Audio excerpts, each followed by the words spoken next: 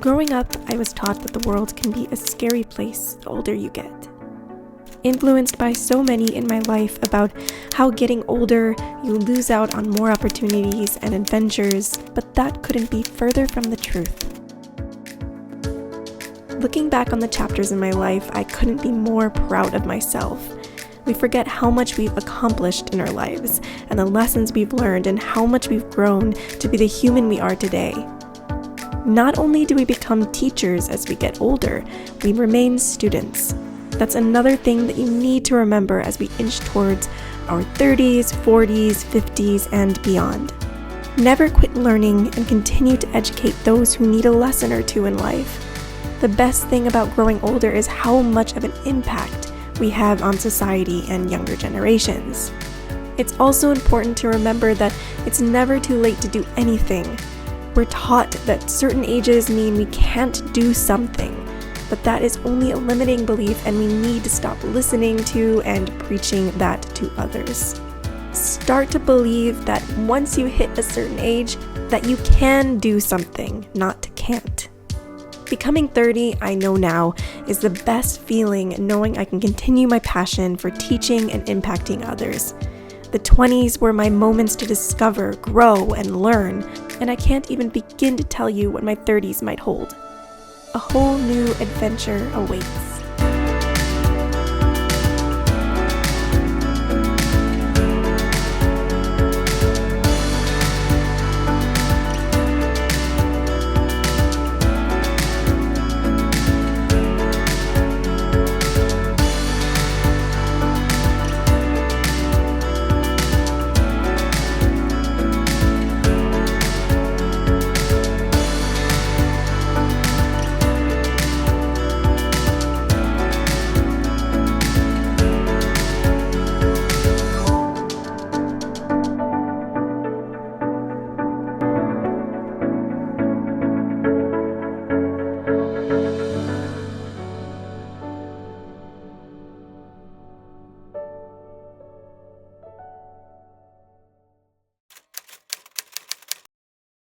Happy birthday to me! That is not actually my birthday. My birthday's tomorrow. And he's washing stuff for me today. He's like doing chores for me. But yeah, so today we're gonna go for a walk, even though it looks like it's gonna rain on my birthday. And then we're gonna get cake. Oh my god, I love cake. I love chocolate cake. I'm so excited. And then we're gonna get stuff to make tacos because it's my favorite meal. Yay! I don't know what else I'm gonna do today. I'm actually planning on planning today. Yuji booked a super expensive hotel for us to stay in Nico for one night. That is gonna be actually my birthday present. I love tacos and I love burritos. I can't live without them. If I had to choose between sushi or tacos, I'd choose tacos. What? Really? What would you choose? That's a tough question though. I like both, but I feel like I'd get sick of sushi after a while. I feel like I never get sick of Mexican food. I want to eat like sushi once a week and maybe Mexican food for the rest of the 6 days.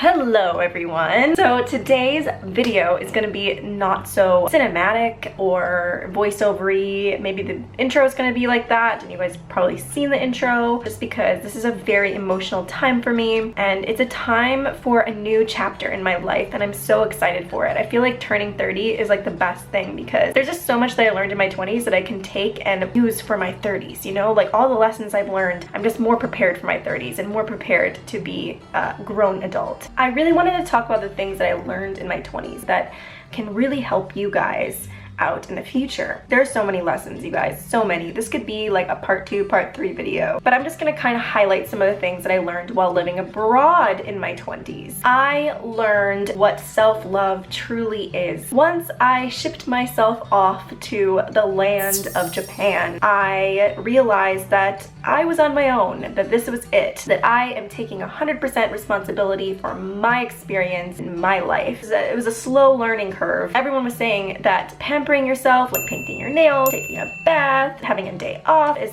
self-love. Although that is part of healing and taking care of yourself, self-love is what you can provide for yourself. And I realized in the end that all the things that I had gone through, the heartbreaks, the drama, the loneliness, all of those things are things that I can provide to myself. I can provide love to myself. I can provide encouragement to myself. I don't need to feel lonely. I can take myself out on a date. I can go and meet people if I want to. I just felt like I was always playing the victim a lot of the times in my 20s, and I soon, towards the end of my 20s, realized that I don't need to play the victim, that I can learn from all of these things and I can provide a lot of these things to myself. Once you go to another country, it just kind of hits you harder, I think. It hits you harder in realizing that you are responsible for yourself. Doing something that scares you can be the best feeling in the whole entire world. I pushed myself to do a lot of scary things, starting a YouTube channel, moving to Nagoya by myself, moving to Japan by myself, modeling, getting married to somebody that I met long distance. Like, all of these things scared the crap out of me. Starting a business. Now I'm starting a business, and I'm starting a business to change people's lives. That was the end of, that was the realization, that was my life purpose. Finding your life purpose is a lot deeper, and there is a Japanese concept that goes with it, and it just has been a very good blueprint for me to follow throughout my 20s that got me to where I am today. But doing things that scare you is one thing that can help you figure out what you are good at and what your skills are and what you like and what you don't like, whether it's in relationships, community, career, any part of your life. In order to reach the goal of figuring out what you truly need in your life or what you want, you have to do the things that scare you. All my life, in the beginning, in my early 20s, I was always like, oh, this is too hard, or someone else maybe can do that, but I can't do that. I started to realize throughout my mid-20s and late 20s, I can do those things. Anybody can do anything. As long as they practice and they work hard and they try, you're gonna fail many, many times. Or maybe something is just not gonna work out and it'll turn into an amazing story someday, like a hilarious, embarrassing story. You can compare everybody's life to a book. Nobody wants to read a boring ass book. People want funny things. People want to relate to a story. People want to read things that have romance, failures, adventure, and the ups and the downs. People want to read exciting stories. And if you're constantly afraid, then you just don't have a story. You're just gonna live on the first page for the rest of your life. I just realized slowly that, these are chapters in my life, and someday I'm gonna write a bomb-ass book about what I've done in my life. It led me to my life purpose today, if that makes any sense. But doing things that scare you is so important. Going along with that, you're capable of doing more than you think. When I moved abroad, I quickly realized that I didn't have anybody to depend on. You just learn to trust your gut. You learn to figure things out on your own, and you learn to do things on your own. I realized, this is kind of a small thing, but I realized that I owned a lot of things. I owned way too much. In Japan, the houses, the apartments, they're way too small. And when I moved here, I had so much stuff. I started to accumulate more than I actually needed, and things became cluttered and just really stressful. And so I started to kind of adopt minimalism a little bit. I kind of became a Marie Kondo of my life. I started getting rid of things and being mindful of the things that I bought or had in my house. You'll experience the highest of highs and the lowest of lows if you live in another country. Throughout my 20s, I experienced intense highs and intense lows. I think if I were to live in my own country, those things wouldn't be as intense, because in the beginning you always have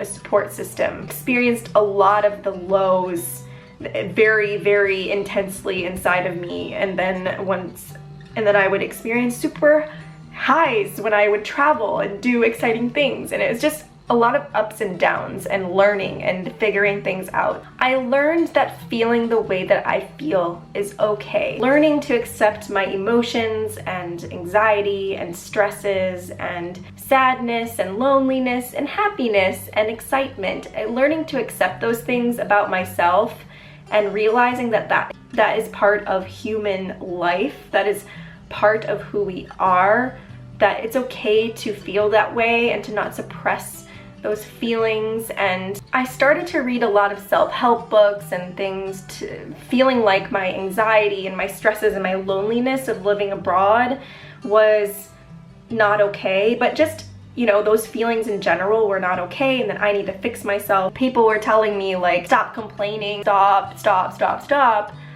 when It's okay to feel that way.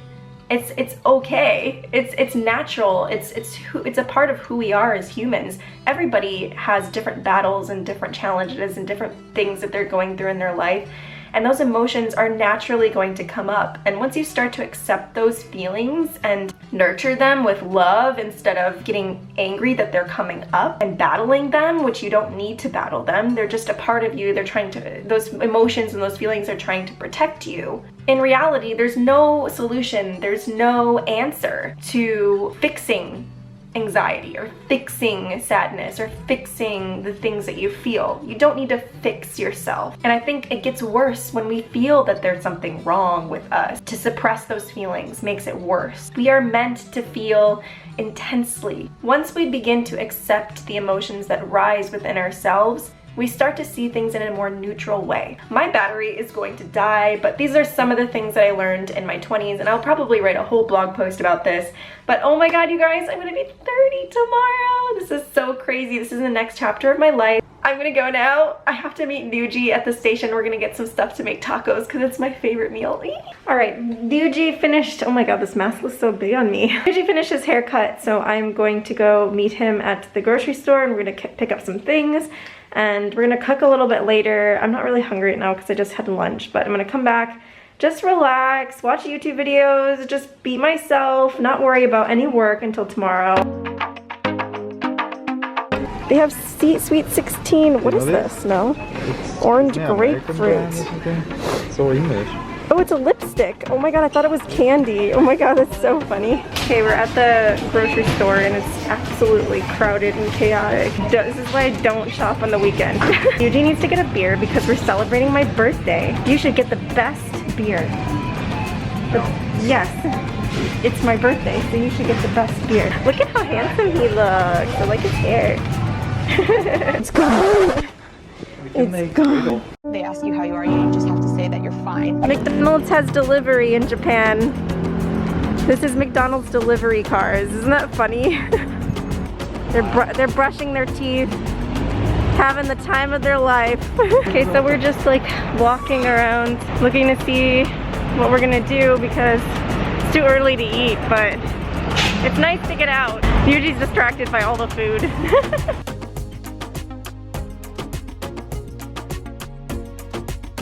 Yeah. Oh, okay. And then press this. What?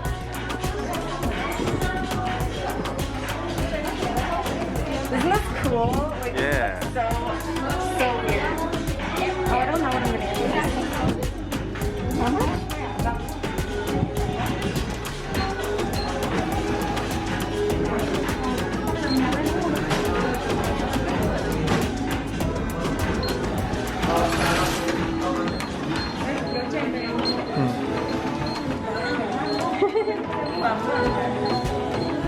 This? Yeah. You don't have to talk with someone. I know, right? Oh. What? Chicken tikka masala Pringles? What?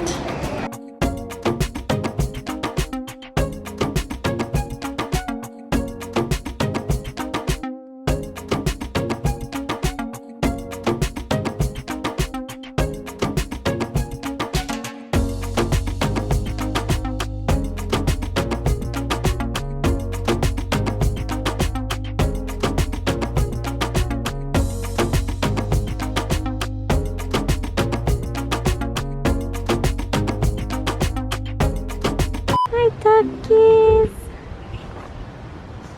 Quack, quack, quack, quack, quack, quack, quack.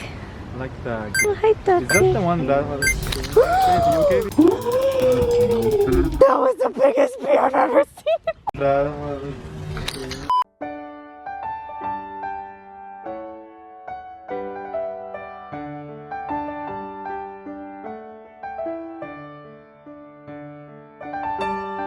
He's admiring the view. Whoa, it's gonna fly? It looks like he's gonna fly. Whoa! My birthday feast. I'm actually so happy we came here because I miss this place so much. There's like nobody here, you guys. Nobody.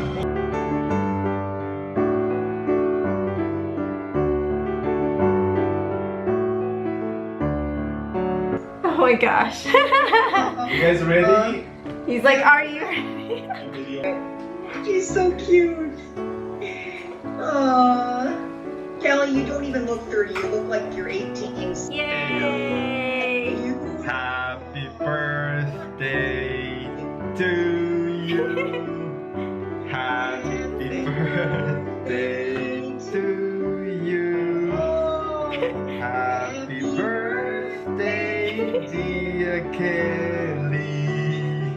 Happy birthday to you. Wait a minute, what do they say in Japanese? How do they say? They sing happy birthday. They just sing the regular happy birthday. They're like, happy birthday to you. With Japanese accent, yes.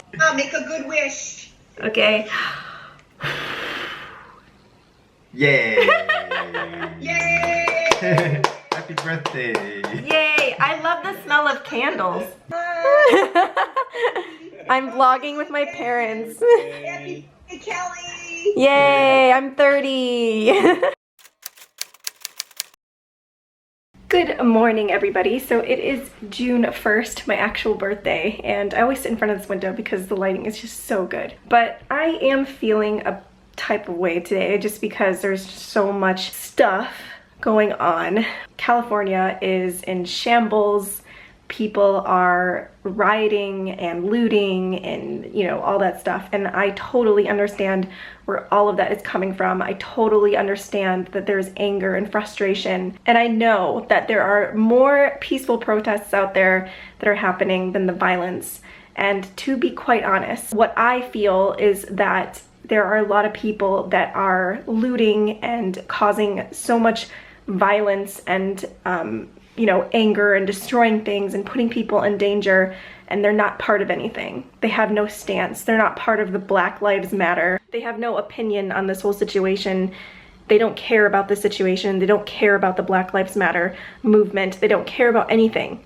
And there's people out there like that that are just taking advantage of the situation and looting and stealing and doing all of that stuff. And those people just don't care about anything at all.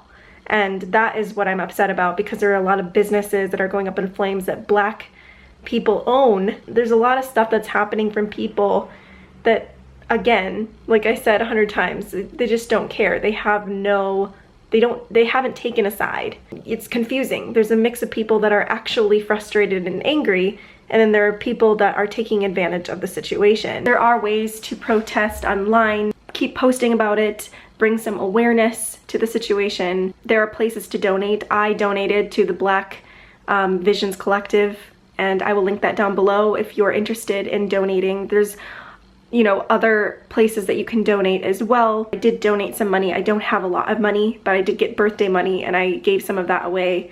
And I really hope and encourage you guys to do the same, because this does need to change, and I see that now, and a lot of my friends who are of color have told me some, you know, horrible things that aren't being showed in the media or on the news, and there's so many people dying by the hands of the people that should be protecting us, and it's very scary. But there's also a lot of things that aren't being covered in the media, and hopefully if we speak up about this and we donate and we, you know, draw awareness to the situation, things will eventually change, and this is gonna go down in history. It's crazy that this is happening during a pandemic. Let me know what you guys are doing to support this situation, because this is a very serious thing, and I hope that the people that are rioting, some of the people that are rioting are people that have, you know, good intentions of change. That's all I have to say. Please donate.